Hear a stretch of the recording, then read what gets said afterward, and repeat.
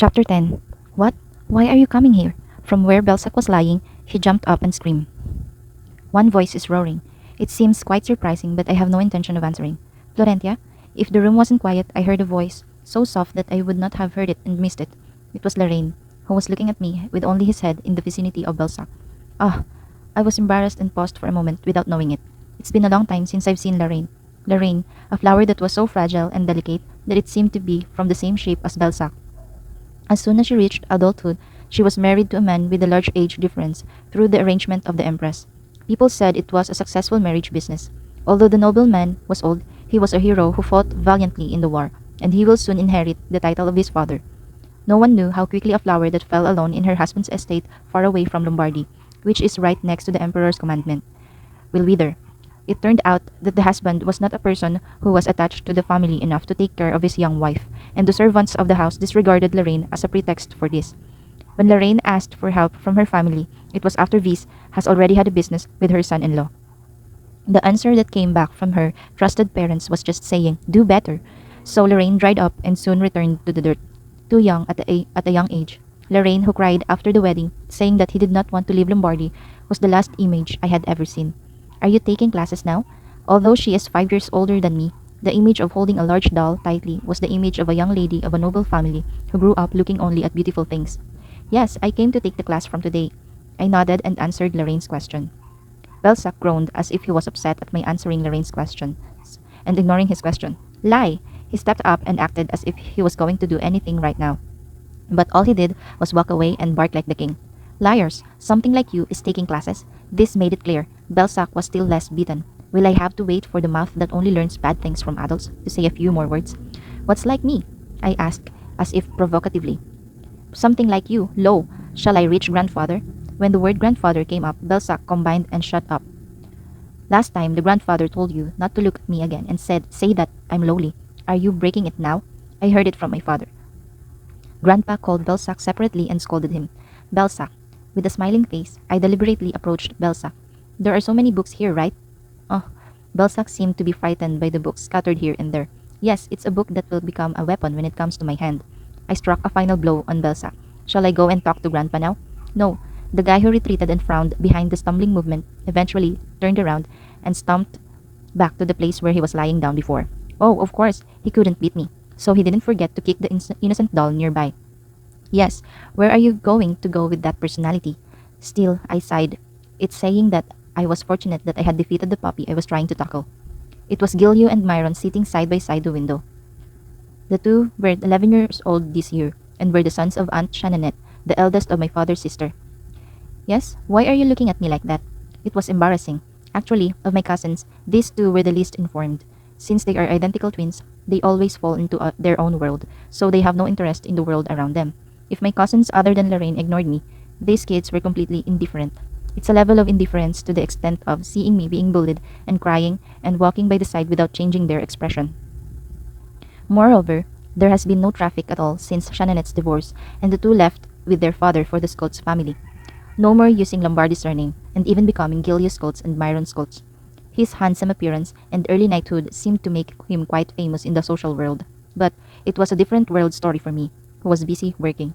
Florentia, the two spoke at the same time, as if they had had their breaths in advance. You said you hit Belsac, and you said you won? But something is a little weird. The faces of Gilio and Myron, who always had that faces, seemed to be alive. Besides, the two were smiling though faintly. What are these guys? It's scary. I sat on a large sofa near the window across from Belsac, crying for retreat.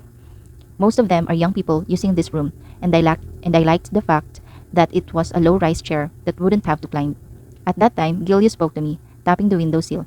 Come here and sit down. What? Let's sit down with us.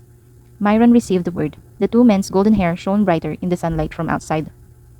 I looked back at them for a moment and said, If you want to sit with me, you two come over here. I could see the two people's golden eyes moving together at the same time. Don't tell me to come and go. I said so and turned my head around again.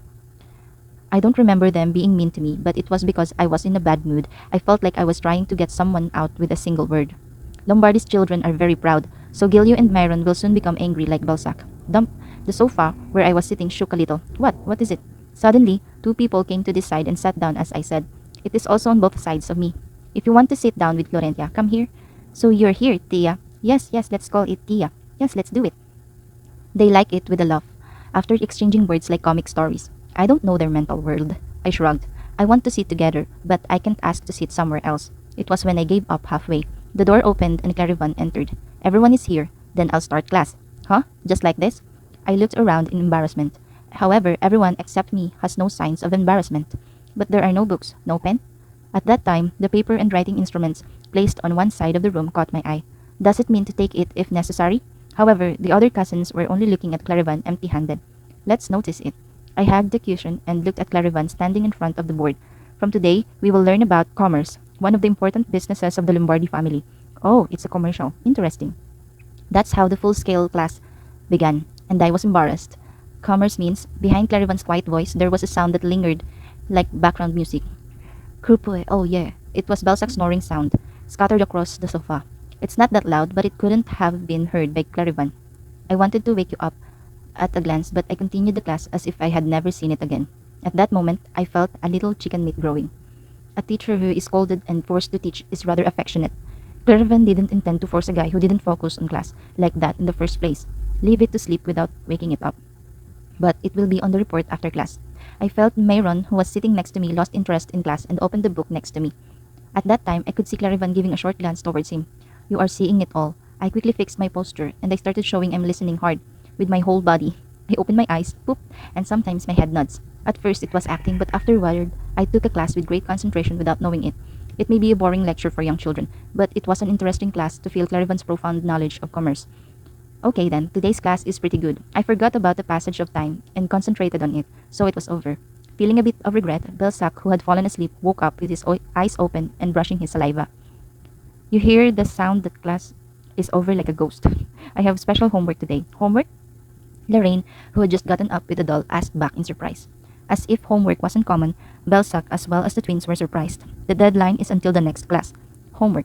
Clarivan, who was smiling strangely, comes out with something behind the board. Thud. When I put it down on the floor, a rather heavy sound rang out. Lug? What Clarivan took out was a thick log with the top and bottom cut off. Originally, it was a fairly large tree, but the circumference of it was just as tall as an adult, and it was a really literal log. Reaching up to Clarivan's knees. This is a bibo tree, that grows quickly, is hard, and is lighter than others, so it is widely used on the continent for a variety of purposes. How do you do that? Belsac asked bluntly. But Belsac wasn't the only one surprised by Clarivan's sudden behavior. Both Lorraine and the twins were staring at the log in front of them. Maybe my facial expressions aren't that different either. Clarivan, who looked at us, smiled a strange smile and said in a very refreshing manner, You can solve this until the next class.